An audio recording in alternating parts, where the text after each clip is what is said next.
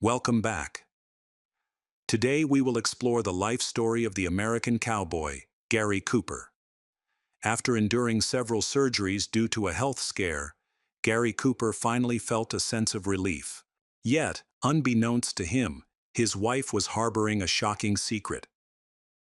Born Frank James Gary on May 7, 1901, he grew up on a ranch in Montana, where he unknowingly began his journey toward Hollywood.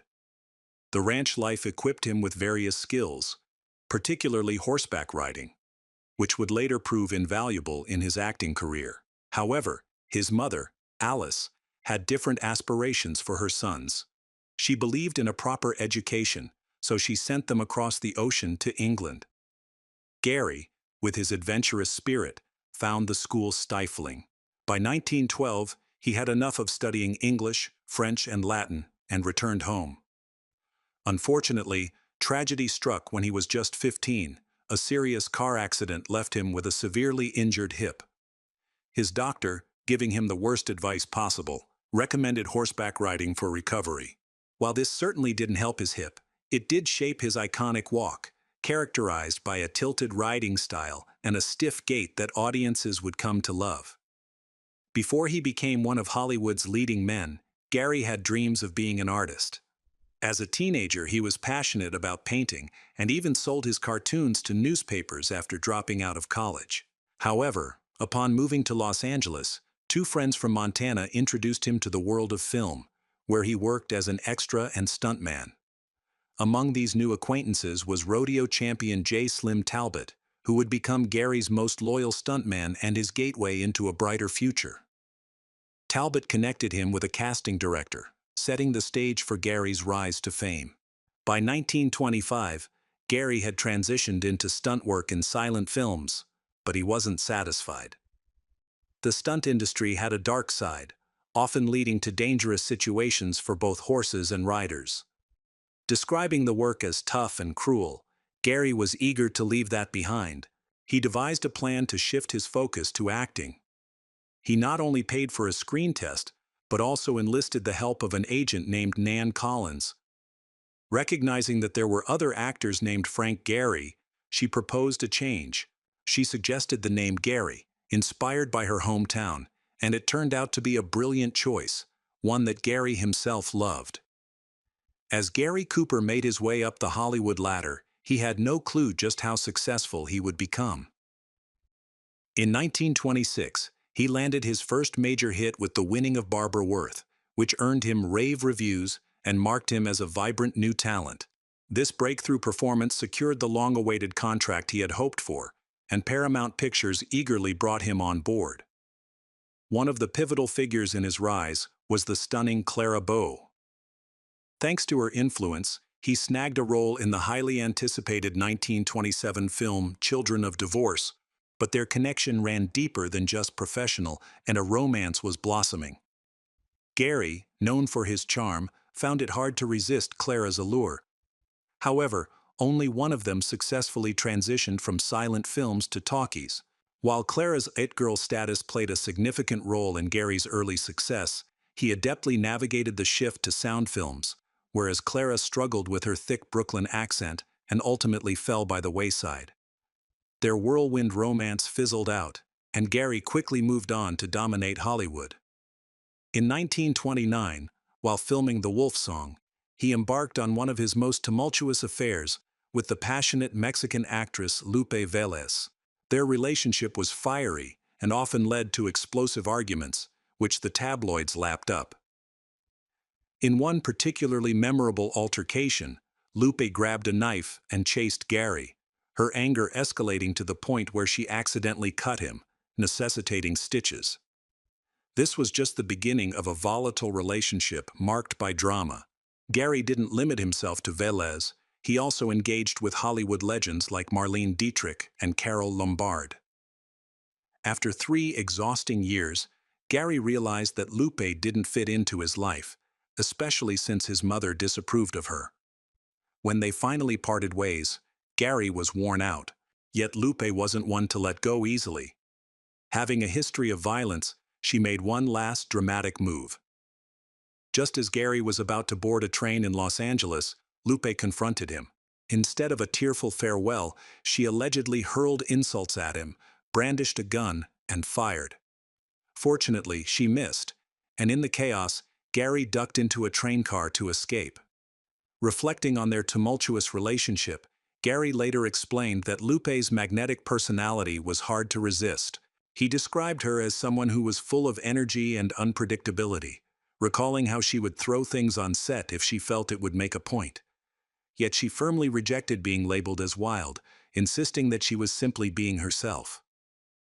In just 2 years, Gary Cooper managed to churn out an impressive 10 films, but it came at a steep price. The relentless pace took a toll on his health, leading him to lose 30 pounds and struggle with anemia and jaundice. Eventually, he fell into a deep depression. The stardom he had worked so hard to achieve felt isolating. In May 1931, Gary decided to leave Hollywood behind and journeyed from Algeria to Italy, where he planned to settle down. He found himself in the luxurious company of Countess Dorothy de Frasso at her villa in Rome. The Countess became his guide to European culture, introducing him to exquisite wines and culinary delights, while also teaching him the nuances of social etiquette among the elite.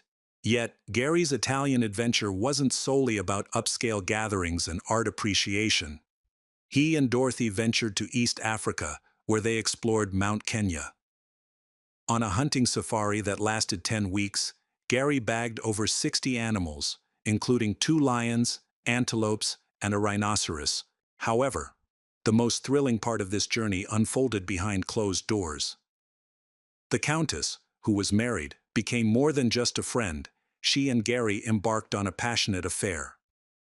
Their relationship flourished, even as Dorothy and her husband barely crossed paths. After a year of excitement abroad, Gary returned to his acting roots, but this time, he was wiser. He landed a lucrative contract with Paramount, agreeing to star in only 2 films a year.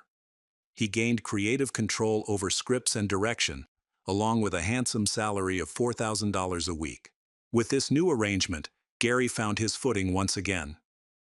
By 1933, he was poised for a significant change when he met 20-year-old Veronica Balfe at a party. Unlike his previous romantic interests, Veronica came from wealth but wasn't part of the Hollywood scene, nor was she married. To Gary, she represented the possibility of a lasting relationship. After a string of fleeting romances, he finally found someone with whom he envisioned a future. Veronica turned out to be his ideal partner. They shared a passion for outdoor activities like skiing and horseback riding, and she opened doors to New York's high society. In 1933, they tied the knot in a private ceremony, away from the media's gaze. With Veronica by his side, Gary felt rejuvenated, and his friends noticed a positive shift in his demeanor. As the 1930s unfolded, Gary embraced his role as a devoted husband. In 1937, he and Veronica welcomed their daughter, Maria Veronica Gary. He embraced fatherhood wholeheartedly, teaching Maria to ski and ride a bike, and the family enjoyed many outdoor adventures together.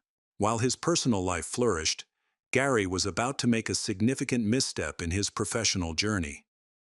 Not many people realize that Gary Cooper was originally the top choice for the iconic role of Rhett Butler in the classic film Gone with the Wind.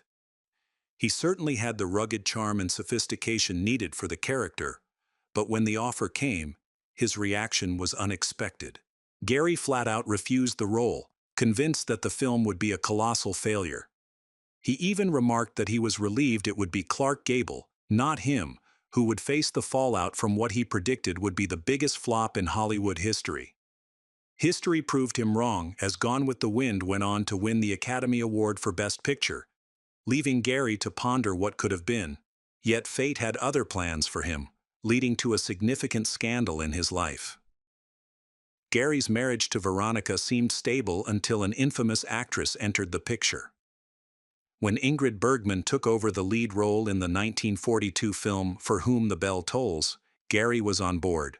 The chemistry between them was undeniable, and their passionate scenes were nothing short of electrifying. However, their connection quickly spilled off the screen. Gary, who had previously tried to stay faithful, found himself drawn back into his old playboy habits. Their affair was intense, but Ingrid was no naive romantic. She was just as experienced in matters of the heart. In fact, Gary later reflected on their relationship, lamenting that while Ingrid loved him deeply, once filming wrapped up, he couldn't even reach her on the phone. He had been outplayed. Gary's days of loyalty were officially over. In 1948, he began an affair with Patricia Neal during the filming of The Fountainhead. Despite his efforts to keep it under wraps, Hollywood's gossip mill quickly caught wind of the scandal, which nearly shattered his family. When the truth came out, Veronica confronted him, hoping for honesty. Gary admitted to his betrayal but showed no intention of ending his relationship with Neal. Instead of breaking things off, he continued the affair, creating a chasm in his marriage that seemed insurmountable. Ultimately, the couple separated in 1951. For the next 2 years, Gary's relationship with Veronica and their daughter remained strained amidst swirling rumors of his infidelities with other actresses, including Grace Kelly and Giselle Pascal. Despite the turmoil, Veronica still held on to hope for their marriage, welcoming him back home in 1953. However, Gary's tumultuous personal life was compounded by health issues during the 1950s, as he struggled with ulcers and hernias, leading to multiple surgeries. Upon returning to his wife, he resolved to change his ways and mend the broken pieces of his life. When Gary Cooper visited the Vatican, he arranged a private meeting with the Pope, hoping to embrace Catholicism and leave behind his past mistakes. He felt that a bit of faith could only benefit him. Throughout his life, he grappled with romantic relationships, but one bond stood out: his friendship with writer Ernest Hemingway. This duo was an unlikely pair, given their contrasting personalities. Hemingway was a free-spirited drinker, boisterous and always ready for a brawl, while Gary was more introverted, keeping his struggles hidden and even avoiding reading. Despite these differences, their friendship thrived for 2 decades, creating a unique balance. In 1960, Gary's health took a serious downturn when doctors diagnosed him with prostate cancer, which soon spread to his lungs and bones. Strangely, Gary remained unaware of the grim reality. His wife, Veronica, chose to keep his condition a secret from him after receiving the news. As Gary fought his illness, Hemingway battled his own mental demons. They shared one last snowy hike together before Gary realized he was nearing the end of his life. A couple of months later, Gary made a heartfelt public statement. On May 4, 1961, he acknowledged his fate, saying he accepted it as God's will and felt no fear about the future. Just 9 days later, he passed away. In a tragic turn, Hemingway couldn't cope with the loss and took his own life less than 2 months after Gary's death.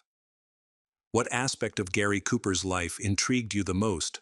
Was it his tumultuous romantic escapades, his family life, or perhaps his brush with death? Share your thoughts in the comments below. And if you want to know more stories and scandals from Hollywood, don't forget to subscribe to our channel